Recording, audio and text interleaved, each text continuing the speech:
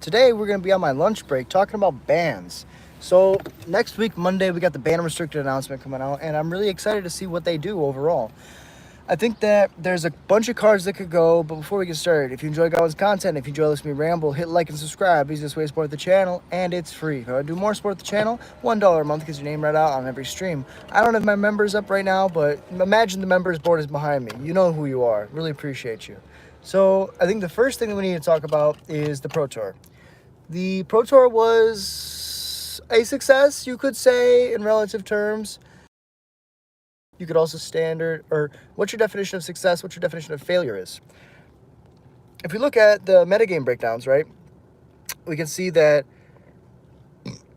standard win rates, I really wish I could zoom in on this.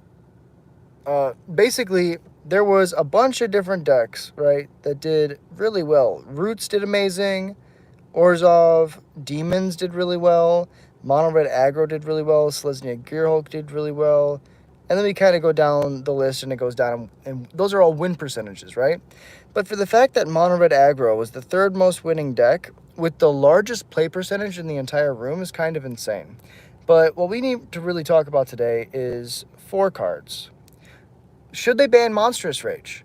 I say yes. I think that a lot of people will agree with me on this. The static buff that the monstrous roll gives, giving the creature +1/+1 and trample permanently. The +2/+0 is good, but the permanent buff so that you can no longer shock it. Let's say you have a 2/2, you put the Monstrous Rage on it, it then becomes 3 toughness permanently, your shocks do nothing, and it tramples forever. I think that overall, Monstrous Rage is just really above curve of where you would expect a card like this to be. And even if it doesn't look that impressive, you need to play against it to understand that on a Monastery Swiftspear even, this just does too much work. And somebody in my comments section, when I did a poll yesterday on this, I had a great point where one of the fundamental parts of Magic is blocking. You know, if you're not able to block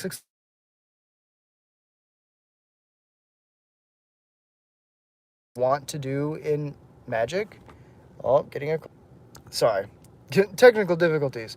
There's so many things in Magic that when you expect a certain outcome, you're playing towards being a blocker, right? You have a token, you're like, here's my 1/1. You can pump your dude as big as it is, but I want to chump block. Monstrous Rage gives trample at a cost that wouldn't be necessarily intuitive. Usually, if something's going to get +1/+1 and trample, that's a 1-mana effect. If something's going to get +3/+1, that's a 1-mana effect. But if you have a +3/+1 and trample, that's pretty decent rate. I feel like overall in the aggressive deck with the double striking mouse package, you go turn 1 Hyperfire Hero, turn 2 Manifold Mouse. You're able to give the Heartfire Hero a counter because of its own heroic trigger. Then you give it double strike. That's 4 damage on turn 3 or on turn 2, and then turn 3 you can just cast a Monstrous Rage. It's kind of insane. So the first card I think that they should ban is probably Monstrous Rage. Then I think that the next card we need to look at is Cory Steelcutter. This is a card that has impacts across formats. Many different formats are being impacted right now by Cory Steelcutter. There's just a lot of stuff going on. And I think that, you know, the ability to double spell is so easy, especially in a deck that's built around cantripping and playing multiple spells that just replace themselves. I think that Cory Steelcutter might have to go.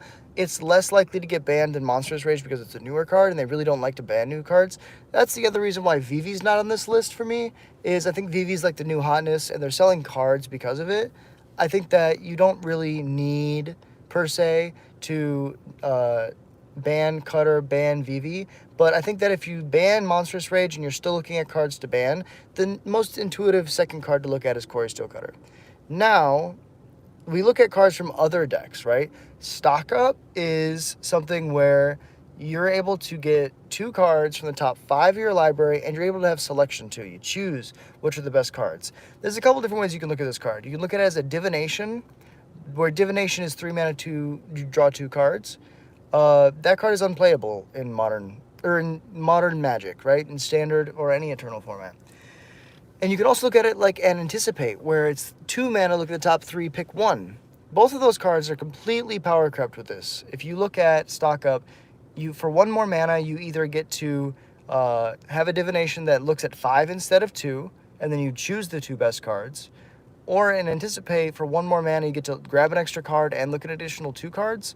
So it just does so much more than on rate the previous versions of this card did. The other comparison I've seen is Dig Through Time.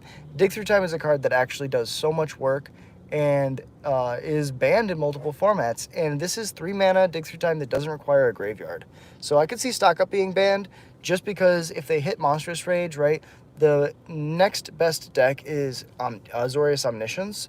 And Azorius Omniscience rotates, but Stockup will make generic combo decks that play blue pretty playable. Also, it's important to notice that the only real reason to be playing blue before VV came out was to play Stockup. Your mono red deck was playing Stockup just to allow you to refill your hand with your best cards. So, and with the bounce decks back in the day, right before this town named Big Enough just rotated out of standard, basically Stockup was like one of the best cards out of there. If you don't want to ban Cory Steelcutter, I think you have to ban Manifold Mouse. This is one of those cards that's just absolutely insane, and really appreciate y'all watching. Thank you so much for dropping in. It's really insane to watch one pump spell do so much work. Like, you give a creature double strike, and then you can, it doesn't even matter what it is. You cast a giant growth. Your creature has double strike now, right? If it's a 1/1, it becomes a 4/4, it deals 8. For a 2-drop, it's kind of insane, but you also have the ability to be a mana dump, where you can dump 2 extra mana into it to Offspring to make an extra token that just sits there and does the same thing, and you can give a creature double strike and trample now. It kind of is a built-in Monstrous Rage, right? Whereas Monstrous Rage, if you kill all the creatures, then they can't do anything. If you have 2 Manifold Mouses, they double strike each other, and then it just deals so much damage. So I could see them going after Manifold Mouse. The other card that they could go after is Heartfire Hero, right? If they go after Heartfire Hero, I think it's a sign that the mouse package specifically is what they're scared of. And that would make sense because Mono Red did win the Pro Tour. It's one of those decks where if you don't understand what it does, you kind of just lose to it inherently. And so I think out of all those cards, there's probably 2 or 3 that they need to ban. They could also go after Hopeless Nightmare. They could also go after a couple other cards. But this has just been me on my lunch break, kind of talking about, you know, the things that I think could happen. And if you enjoy videos like this, hit like and subscribe. Easiest way to support the channel, and it's free. If you want to do more support the channel, you know what to do. This is the metagame breakdown. All this will be in a post on my channel. I'll do a post today, but I'm gonna go eat. I really appreciate y'all watching. Thank you so much for being here. Until next time, I'll stream tonight, 10 o'clock p.m. CST. We stream every single day, Goblins content only. So if you enjoy Goblins content, if you enjoy listening to me ramble, I'll see you at 10 o'clock p.m. CST. Until next time, I hope you have a beautiful day. Peace.